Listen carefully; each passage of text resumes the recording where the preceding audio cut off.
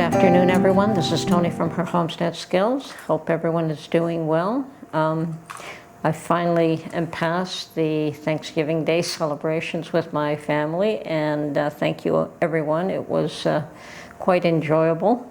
The children, especially all the males, really enjoyed all those biscottis. I had both son-in-laws thinking that they were awesome. The second one told me that they were dangerous. And my son also said, "Hey, Mom, you've got to give me the recipe for those." So obviously they're a hit. And really what the issue is that I just throw all kinds of nuts and chocolate chips and fruit in it. And really that's all that makes it special, is that it's just got quite the blend. Anyway, that's it for holidays, at least until Christmas time. The next holiday is actually Halloween, but I don't really bother too much to celebrate Halloween anyway. If nothing more, just get a bowl full of chocolates and candies and hand them out, and that's about as far as that one goes. There was a time where we used to do the great pumpkin hunt with the children, and but these days pumpkins are at every corner grocery store, so there's no serious hunt involved. Mind you, we used to go up to the farms for them, and that always made it a little more interesting for the children anyway. So yeah, the next holiday is Christmas, and looking forward to seeing the family again then. It's not, we don't get together as often as we used to, and the issues that happened in 2019, 2020 are really the cause of all of that. There's been a lot of estrangement, and people just got accustomed to not spending as much time together as what they used to, and it's getting a little bit difficult, I guess, or different to try and make time to see each other. I wouldn't have an issue with it, but children are busy with jobs and with their own children, so just relish every moment that I can.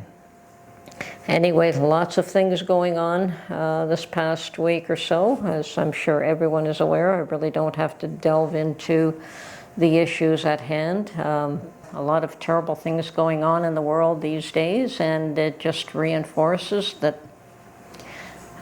you can't plan for everything, absolutely not, but you certainly can plan to have food and water and whatever means of power you're able to generate, whether you can rig up something with solar power or some sort of small generator so that you do have some power, or a wood burning stove if you're at all fortunate enough to be able to put one of those in your home. That would also be a wise thing to have in place today. But definitely the shelf-stable food is fairly important, and just discussing that, Mark and I had a little chat about that recently. In the past, I have canned a little bit of chicken, not much.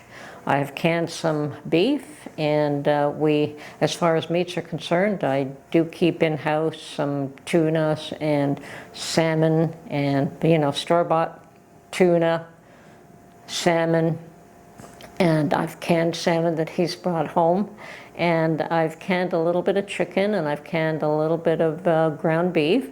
I do keep some chili canned, because that is one of those meals with meat that is ready-made that you can just pull out of the pantry and heat, and in an emergency you can just eat it as is. I mean, it is ready-made, it is cooked, and if you can warm it up, awesome, and if you can't, it's still there available for you to eat right away. And I believe that having more shelf-stable protein would be a good thing to have. Now, in the past, I have not canned very much in the way of chicken or ground beef, because I always believed that Mark was more inclined to want fresh meat. So it was more frozen, and then we can thaw it out, and he can, you can cook it a multitude of different ways if it is fresh. And in the sense, frozen works very much the same as fresh. But the other day he came home and asked for if the mayonnaise that I had made was still any good, and I said yes, pulled it out of the fridge, and he wanted something quick and easy, and I said, well, we do have some canned chicken in the pantry, and he said, really? Okay, so we brought that out, and he was mixing that up with the mayonnaise and some celery and whatever else he put in it. Made us chicken on a bun, and a chicken salad sandwich on a bun. And he said, yeah, it just breaks up fairly, it breaks up a lot. And I said, well, when you're canning meat, it does have to go through pressure canning process, and you do have to put it in for a certain amount of time, so that is going to cook everything solid. There is no way that that is going to be, firm and in chunks. But he was fine with it, and we discussed it later, and I said, what, are you okay with canned chicken? And he said, absolutely. So I'm like, okay. I told him that I didn't make very much of it because I didn't think that he would be inclined to want to eat it at all, never mind even just a bit. But he said, no, it was probably a good idea in this day and age to have shelf-stable protein. So I will be going out and canning up some more chicken. And we discussed that, yes, this was a nice, beautiful chicken breast, but I asked him what he thought of canning up some thighs. Now, he likes the dark meat himself, but we can use the thighs that in the same way that we use the breasts. If you're going to pressure can them, like he could make a macaroni salad, a chicken macaroni salad, or a chicken salad sandwich like he made us the other day. And so yeah, he was. I was actually surprised that he was supportive of that idea. So I will be going to can out a lot more chicken than I have in the past, and it is going to be something that I keep on the shelf at all times now.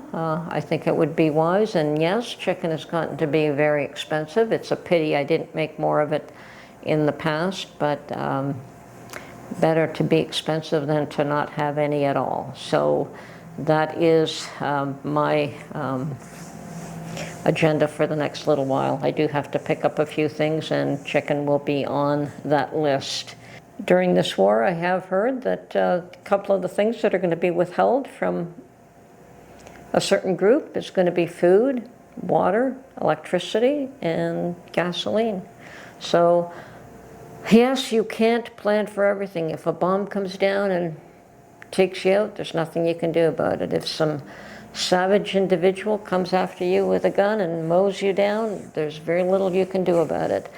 But if you have the means of self-defense, at least you can try to protect yourself. And if you have stored food and water and some form of power, all the better. So I don't believe things are going to get any better. Hang in there, folks. Put some more food away. And whether you think that they're going to eat it or not, put it up, because you never know. And when people are hungry, they will eat anything. So they will be thrilled to have what you have available for them. Anyway, this is Tony from Her Homestead Skills. Short and sweet again, and we'll catch you on the next one. Bye for now.